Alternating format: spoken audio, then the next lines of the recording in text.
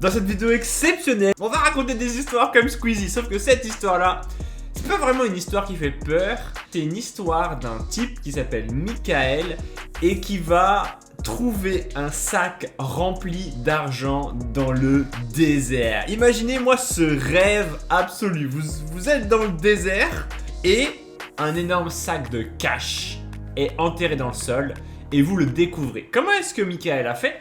Tout simplement grâce à son détecteur de métal. Vous savez, vous avez peut-être déjà vu sur la plage ces types qui ratissent le sol comme ça pour essayer de trouver des trésors. Et bien, Michael fait partie d'eux. Et tous les jours, après son travail, il va comme ça dans le désert en espérant trouver quelque chose. Il faut savoir que Michael a 50 ans et qu'il essaye de trouver des trésors depuis déjà plus de 30 ans sans rien trouver. Il a jamais rien trouvé dans le sol. Le truc c'est que Michael il est hyper déterminé et il se dit qu'il n'a pas d'autre choix. Si un jour il veut devenir riche, il lui faut trouver un trésor. Et donc un jour, il se réveille, il va au travail. Il a un travail un peu difficile, ok Michael, il travaille dans un bureau, son patron est horrible avec lui, les autres employés sont vraiment pas cool, il y a une espèce de mauvaise ambiance et c'est un peu le bouc émissaire, c'est un peu le mec voilà, sur qui on défoule toute son agressivité. Donc pour Michael, ce rêve, ce fantasme de trouver le coffre au trésor, c'est extrêmement important parce que c'est ce à quoi il s'accroche tous les jours quand il est dans sa vie difficile.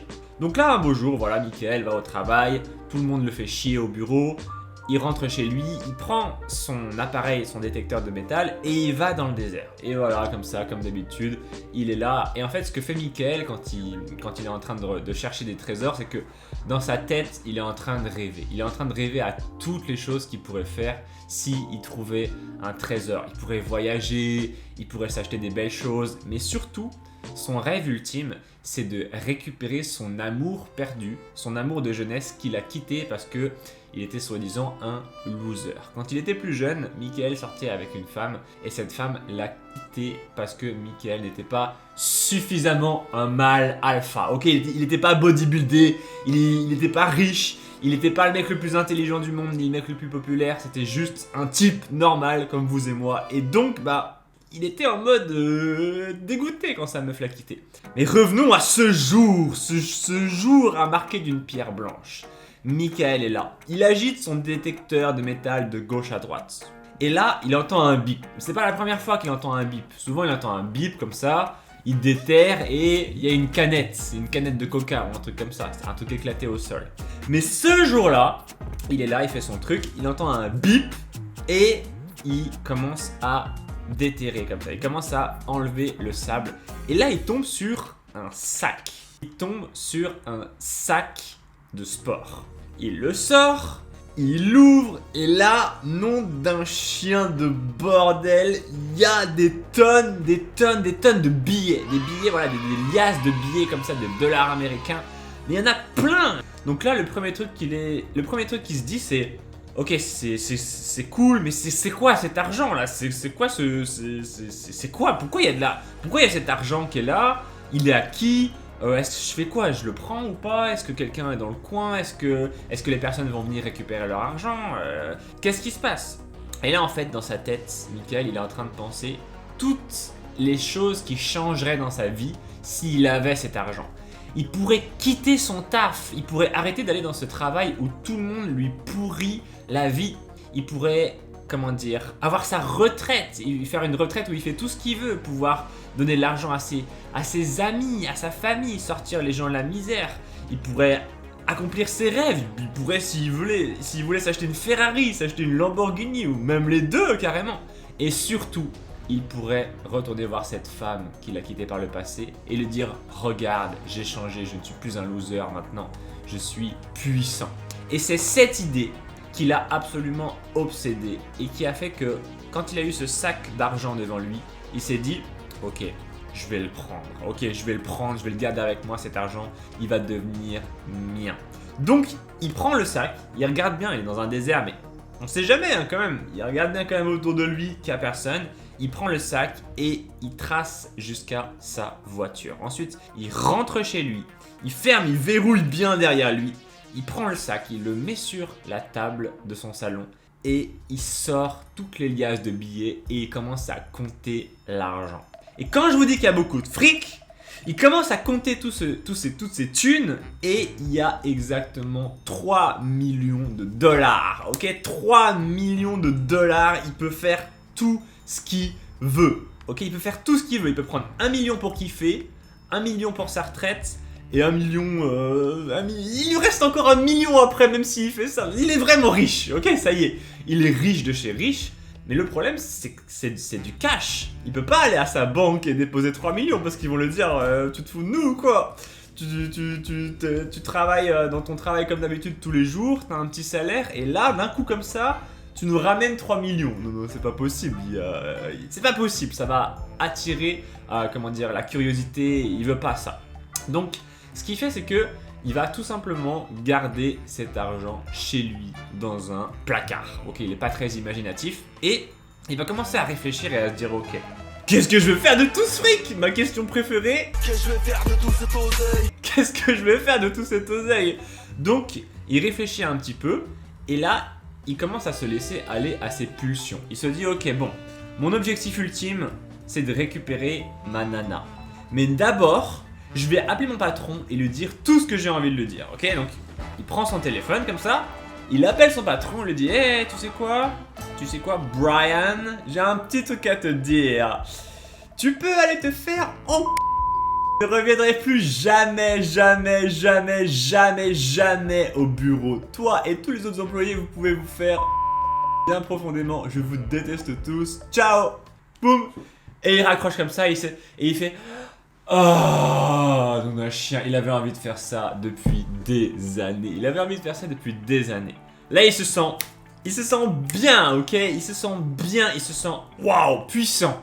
Il commence pour la première fois de sa vie à sentir le pouvoir à travers lui. Il regarde le sac d'argent et il se dit, mon Dieu, mais waouh, mais c'est trop puissant en fait. J'ai même pas encore commencé à dépenser un seul dollar que déjà, je me sens puissant.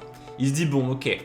J'ai envie de récupérer mon ex-nana. Je veux récupérer cette nana, ok? Je veux absolument la récupérer parce que quand je l'ai perdue quand j'étais jeune, ça m'a tellement fait souffrir que depuis je me suis jamais réinvesti dans une autre relation. Et donc je veux cette nana. Il est obsédé par cette nana, il l'a jamais oubliée. Il se dit ok, comment faire pour la séduire? Donc là, tout simplement il se dit mais qui c'est le mec le plus stylé du monde? Qui c'est le mec le plus stylé du monde? Et là, il regarde dans ses DVD, parce qu'il a plein de DVD, et il voit un DVD de James Bond, ok? Et il se dit, ah, James Bond, il est stylé. Comment que ça se fait qu'il est stylé? The name's Bond. James Bond. Et il regarde la jaquette et tout, il voit que James Bond, il a une voiture de sport, un costume, il a cette espèce de truc stylé autour de lui, ok? Et ce qu'il va faire, c'est qu'il va se dire, ok, bah je vais faire comme James Bond et je vais aller m'acheter une voiture de sport.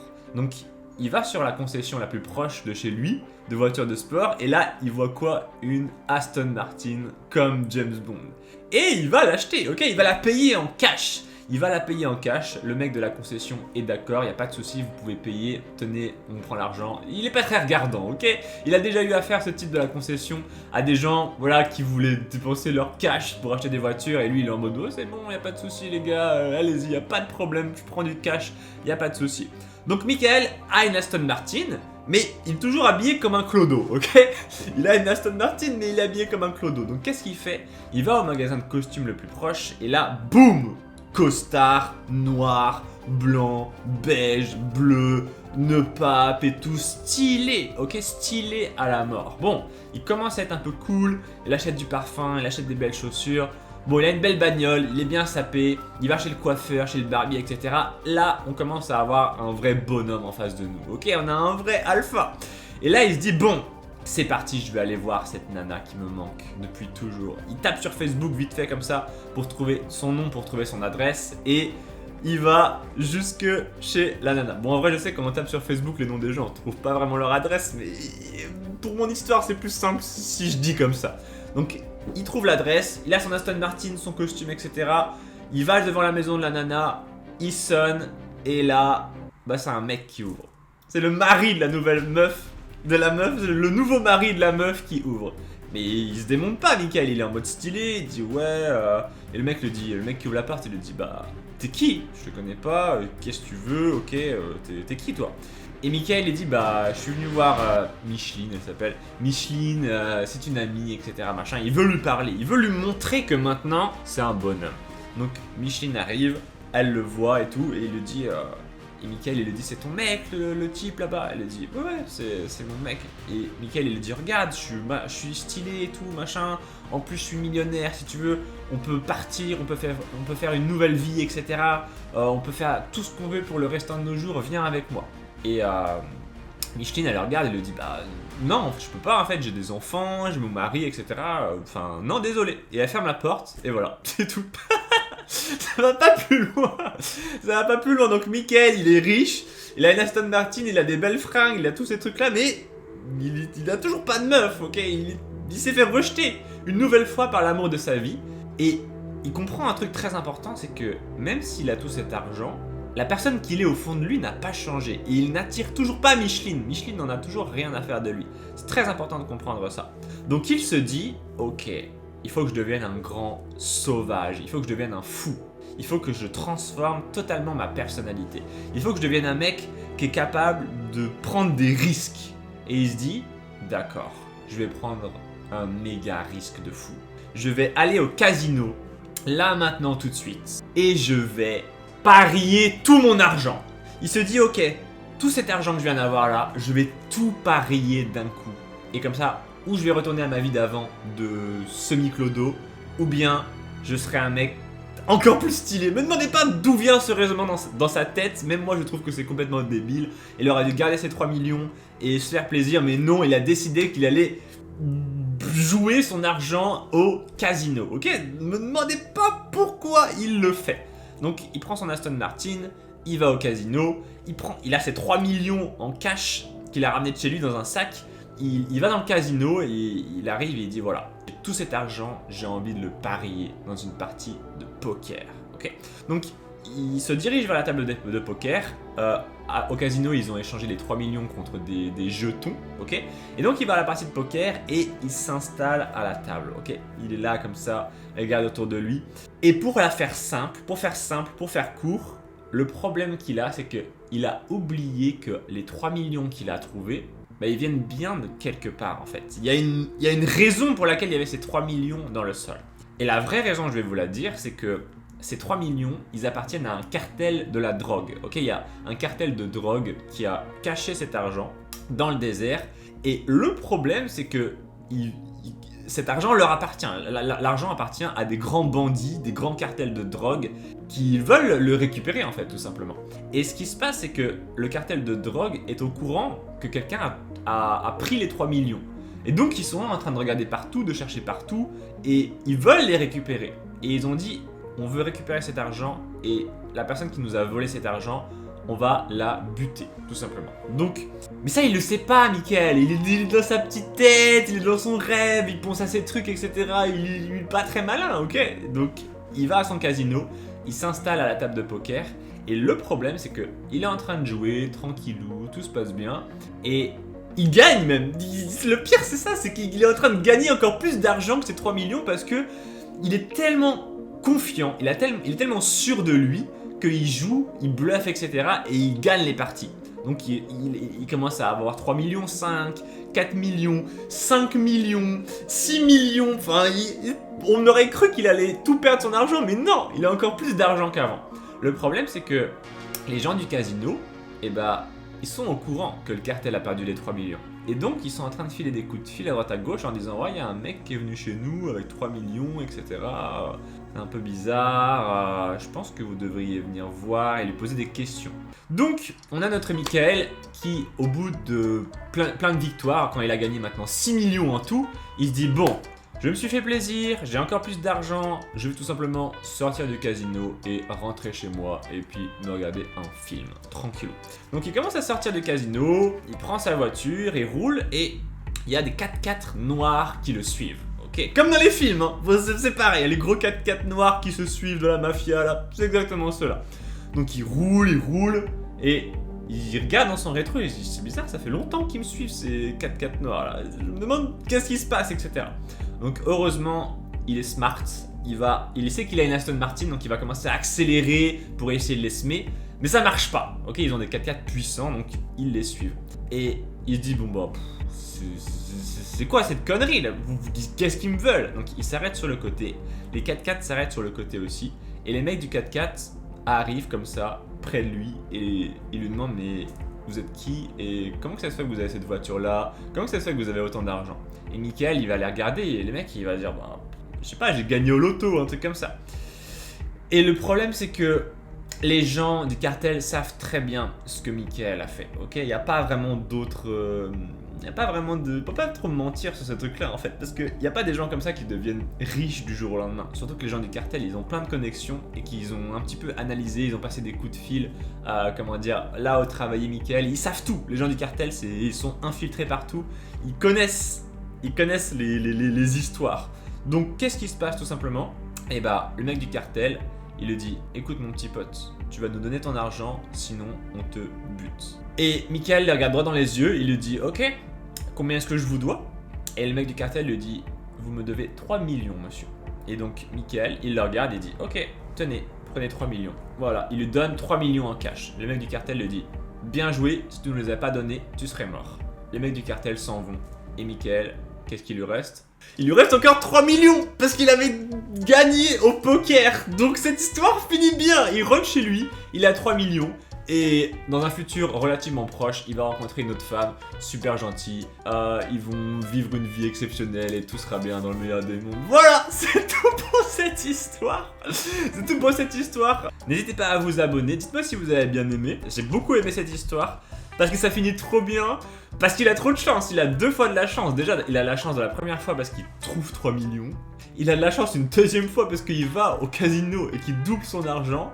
Et il a une chance une troisième fois parce que le cartel ne le bute pas. Donc à un moment, j'aime bien ces histoires de chance, j'aime bien quand tout se passe bien. J'aime bien le fait qu'il ait pris un risque aussi, il a pris un énorme risque.